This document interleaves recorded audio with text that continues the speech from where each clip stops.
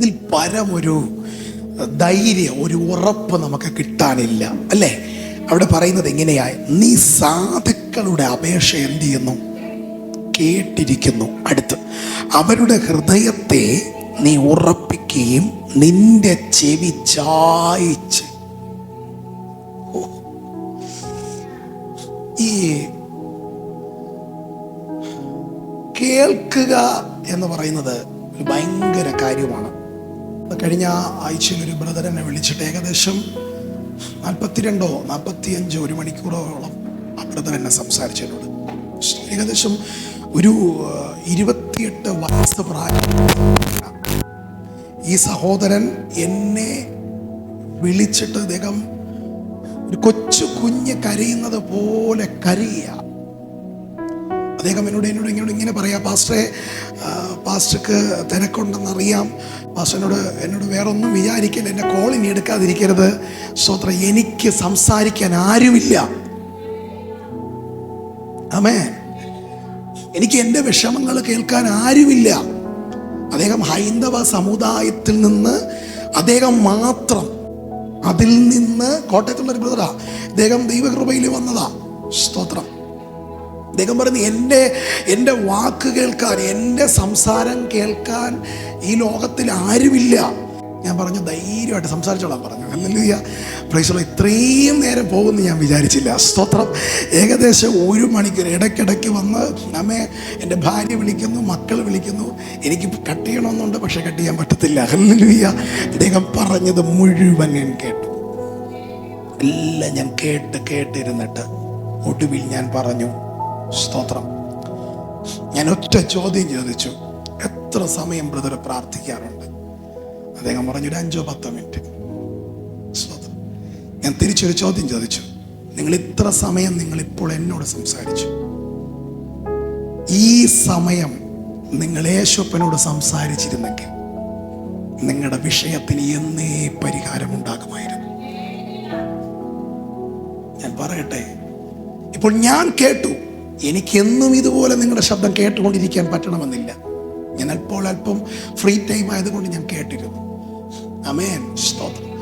പക്ഷെ യേശു അങ്ങനല്ല.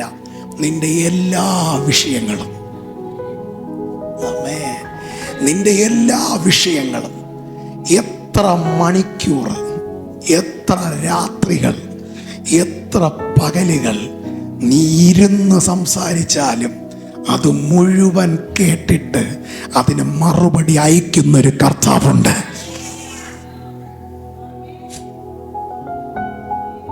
ചില 1-2 കാര്യങ്ങൾ കൂടെ പറഞ്ഞു കഴിഞ്ഞപ്പോൾ അദ്ദേഹത്തോട് തിരിച്ചു പറഞ്ഞത് ഇങ്ങനെയാ, പാസ്റ്ററെ, എൻ്റെ മൊബൈലിനകത്ത് ഒത്തിരി അനാവശ്യമായ കാര്യങ്ങളുണ്ട്, ഞാൻ അതെല്ലാം ഇന്ന് എടുത്ത് കളയും, എല്ലാം ഞാൻ ഡിലീറ്റ് ചെയ്യും, എൻ്റെ ഫോണൊക്കെ ഞാൻ സ്വിച്ച് ഓഫ് ചെയ്യും. ഞാൻ സ്തോത്രം, അടുത്ത 5 ദിവസം ഞാൻ ഫ്രീയാ. ആമേ, ഈ 5 ദിവസം ഞാൻ എൻ്റെ മുറിക്കകത്തിരിക്കും, ഞാൻ മൊബൈൽ എടുക്കത്തില്ല. ഞാൻ പ്രൈസ് ദി ലോർഡ്, ബൈബിളും പ്രാർത്ഥനയുമായി ഞാൻ എൻ്റെ മുറിക്കകത്തിരിക്കും. ആമേ, സ്തോത്രം. ഇന്ന് പകൽ ഞാൻ പറയട്ടെ, നമ്മുടെ ശബ്ദം കേൾക്കാൻ കൊതിക്കുന്ന ഒരു കർത്താവ് നമ്മുടെ കർത്താവ്, അല്ലേ? നമ്മൾ സംസാരിക്കുന്നത് കേൾക്കാൻ ക്ഷമയോടെ കേട്ടിരിക്കുന്ന ഒരു കർത്താവ് നമ്മുടെ കർത്താവ്. ഇവിടെ സങ്കീർത്തനക്കാരൻ പറയുന്നത് അതത്രേ, എന്തുവാണ്? ചെവി ചായിച്ച് കേൾക്കുകയും ചെയ്യുന്നു.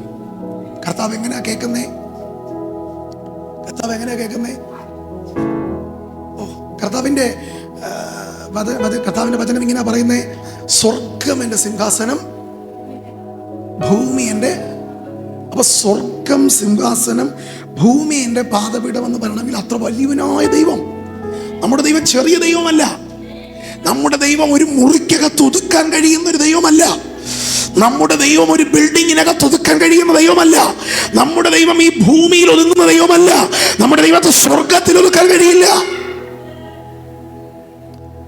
അപ്പൊ ഇത്രയും വലിയവനായ ഒരു ദൈവത്തിന്റെ മുൻപിലാണ് നമ്മൾ പലപ്പോഴും പല പ്രശ്നങ്ങളോടും വന്നിരിക്കുന്നേ. മനസ്സിലാക്ക്, നമ്മുടെ പ്രശ്നമല്ല വലുത്, നമ്മുടെ ദൈവമാ വലുത്. ഉറക്കെ പറയാൻ പറ്റുമോ? അടുത്തിരിക്കുന്ന വ്യക്തിക്കൊന്ന് കൈ കൊടുത്ത് പറഞ്ഞേ, എൻ്റെ പ്രശ്നമല്ല വലുത്, യേശുവാ വലുതെന്നൊന്ന് പറഞ്ഞേ. നമ്മുടെ പ്രശ്നത്തെയാണ് പലപ്പോഴും നമ്മൾ വലുതായിട്ട് കാണുന്നത്. മനസ്സിലാക്കണം, അതിനേക്കാൾ വലിയവനാണ് നമ്മുടെ കർത്താവ്. പ്രശ്നം നോക്കി പറഞ്ഞേ, പ്രതിസന്ധിയെ നോക്കി പറഞ്ഞേ, നമ്മുടെ ബുദ്ധിമുട്ടുകളെ നോക്കി പറഞ്ഞേ, നിന്നേക്കാൾ വലിയവനാ ഞാൻ സേവിക്കുന്ന എൻ്റെ കർത്താവ്. ഉറക്കെ ഒന്ന് പറഞ്ഞേ. വേറൊരു പ്രവാചകൻ വന്ന തലയിൽ കൈവയ്ക്കുന്ന ഒന്ന് തലയിലോട്ടൊന്ന് കൈവച്ചിട്ട് പറഞ്ഞേ, ഒന്ന് പ്രവചിച്ചേ, എൻ്റെ പ്രശ്നത്തെക്കാൾ വലുതാ എൻ്റെ കർത്താവ്, എൻ്റെ പ്രശ്നത്തെക്കാൾ വലുതാ എൻ്റെ കർത്താവ്. അപ്പോ ഈ കർത്താവ്, വലിയവനായ ദൈവം നമ്മൾ സംസാരിക്കുമ്പം നമ്മുടെ ശബ്ദം കേൾക്കാൻ, നമ്മുടെ സംസാരം കേൾക്കാൻ, നമ്മുടെ പ്രാർത്ഥന കേൾക്കാൻ, നമ്മുടെ അപേക്ഷകൾ കേൾക്കാൻ എൻ്റെ ദൈവം തൻ്റെ ചെവി ചായ്ച്ച്, സ്വതന്ത്രം പറഞ്ഞേ,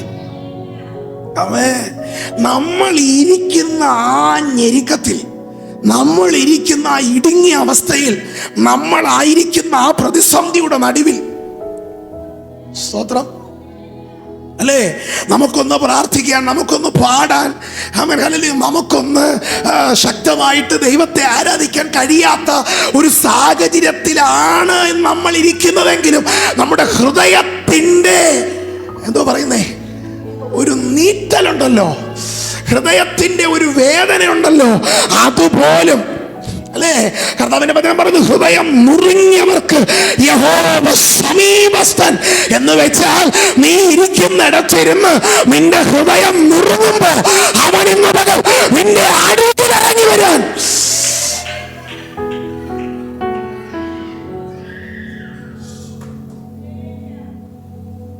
പ്രൈസ് ഗോഡ്.